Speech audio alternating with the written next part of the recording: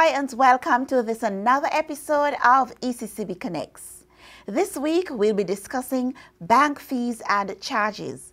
Stay with us, we'll be back in a moment. Hi, I'm Abigail. And I'm Gavin. And we're from the Dominica State College. And you're watching ECCB Connects.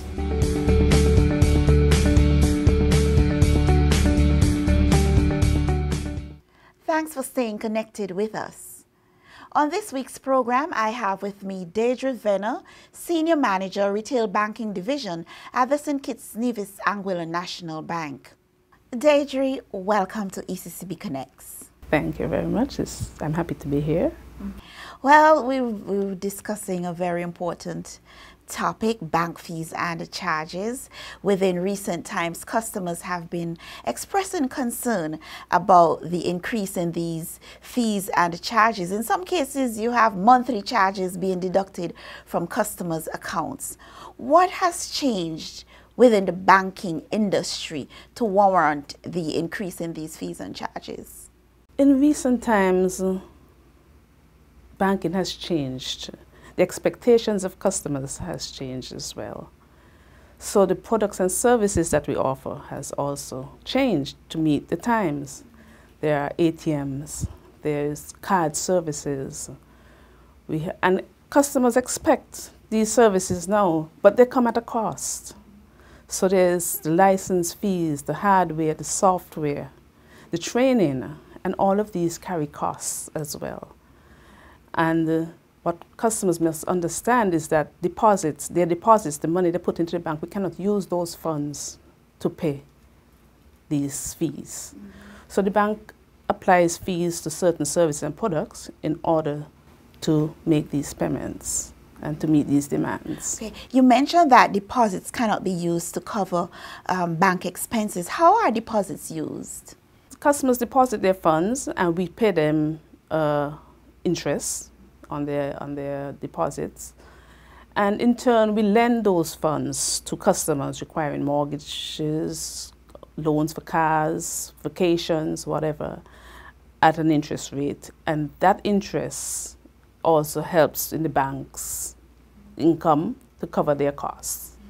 Deidre, you've been working in the banking sector for quite a number of years. I think you said close to 40 years, not wanting to reveal your age or anything. And over the years, you would have seen quite a number of changes in the industry. Within recent times, we have had international requirements, international standards, FATCA, anti-money laundering. We've had de-risking issues. How have these issues affected the fees and charges that customers are now required to pay? Like I said, I've been in banking for many years. I was there when it was manual, and I've seen the progression into the computerized age. Along with that, we also saw different services, bank services and products being put in place. Back then, customers were happy with just depositing your funds, withdrawing your funds, and getting a loan. That is no longer so. Now, customers have great expectations. There is the ATM. They expect to go to the ATM and get their funds.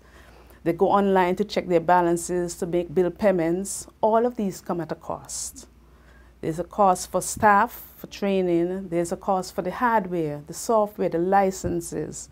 So it's very, very expensive. It's hundreds of thousands of dollars for the license to offer these services to our customers. And like I mentioned, the recent developments with respect to FATCA, de-risking, and those issues. Right, so FATCA came on board, so you had to there was supposed to be a software in place, so you can monitor those U.S. citizens and those persons with U.S. indicia. There is compliance, you have to put a system in place to also monitor transactions. There is risk, you have to monitor your risk appetite in the bank. That comes with that cost. Online banking, customers want to see, you have to pay for these services, and there are some of it is passed on to the customers. Although there are many free services that banks offer as well. Many of the services we take for granted and they are free, there's a cost behind them, but the bank does not pass it on to the customer. In short, banking has become a very expensive operation. very costly, very expensive. Let's look at some of these bank fees and charges. I know they vary from bank to bank, but what are some of the common fees and charges a customer will have to pay? I think some of the main ones are the transaction fees that they pay for. Depends on the number of transactions that go through the account, mostly withdrawals as opposed to deposits. There's the overdraft fee, the return check fee. There's the service fee on most checking accounts. That is also, you can find basically across all banks. So those are some of the normal fees you can see across all banks. And you mentioned some free services. Highlight some of those. Well, I can't speak across all banks, but like at my bank, online banking is a free service. You don't pay for it, but the bank is paying for that service. You're allowed to make bill payments online at no cost to you. Now you don't have to go and stand in a line. So some of these are the free services, even coming into the bank for queries, and so you're not paying for that service, but we have to pay staff to deal with these issues. So in both ways, you have some free services and you have some that you have to pay. Fee services. Deidre, you mentioned the whole issue of cost and how these fees and charges the commercial banks apply. They really go towards covering expenses. But you also mentioned the increase in products and the different services the banks offer. To what extent the fees and charges contribute to the quality of products and services customers receive? Without the fees and services, we probably would not be able to offer these products and services because, like I said, they come at a cost. So by paying these fees, we can maintain the level of service that most customers come to expect. And they should expect good service because, as I say, in banking, most banks offer the same services. The quality of the service is what differentiates banks. So most banks get charged fees in order to maintain good customer service levels that they aspire to. So the customers pay the fees and they in return should expect good service from their banks.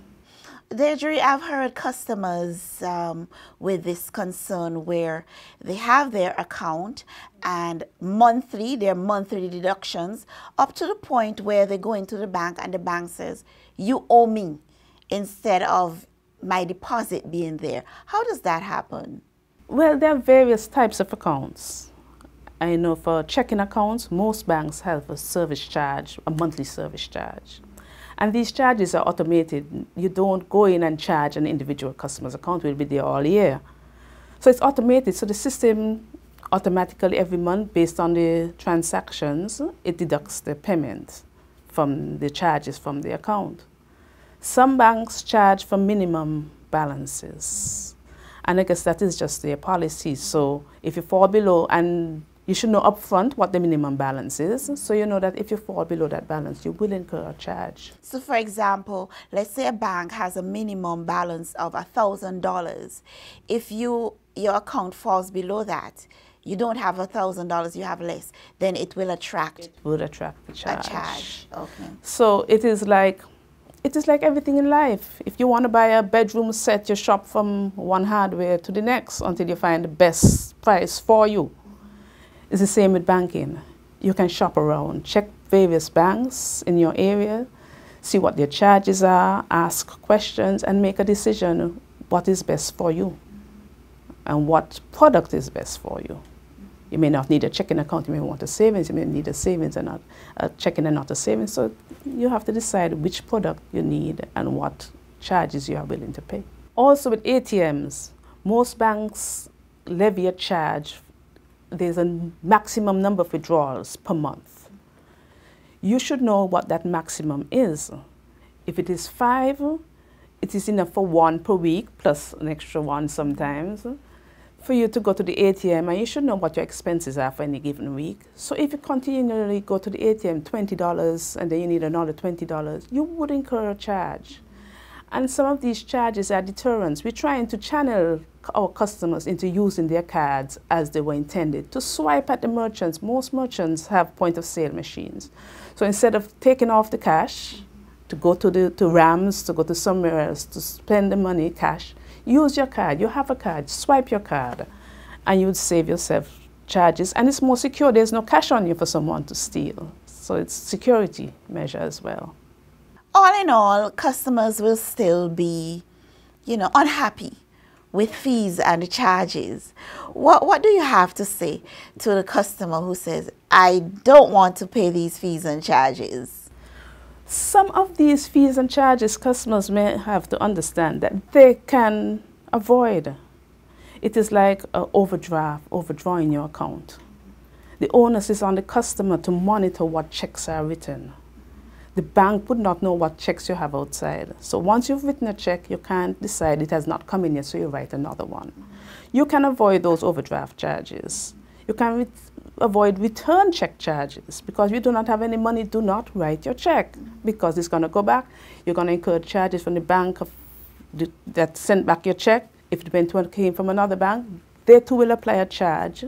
And as we see from the various vendors and businesses out there, they too apply a penalty.